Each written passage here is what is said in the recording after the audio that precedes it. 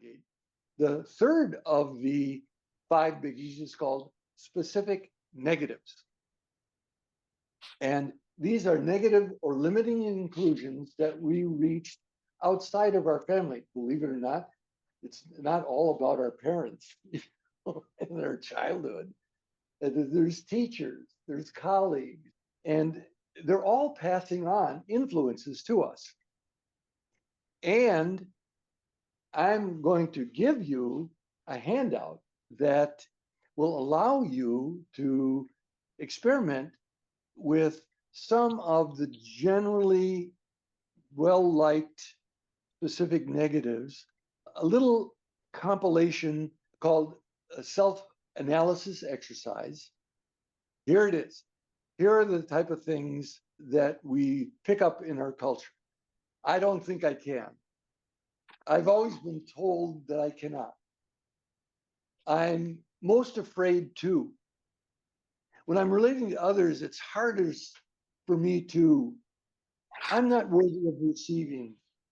My biggest concern with money is, my fear about sex is, what I can't seem to get enough of is, I always feel bad about myself when I can't seem to forgive myself for blah, blah, blah. You know, I feel most helpless when I generally think I'm inadequate when I wish I could. I always get sick when now, again, we got a storehouse of this in our subconscious. And so the idea of this exercise is not to drill these things in. So see what pops out of your subconscious. So this is All right. So then you do the second handout, which is you take those 14 sentences and you reverse them. Very simple. It's called the reversal technique. And so you would say, oh, Jim, this is kindergarten. Yeah. Number one was I can't. And so I now can. I now know that I can. I'm daily growing in confidence too. Da, da, da, da, da, all the way along. Now,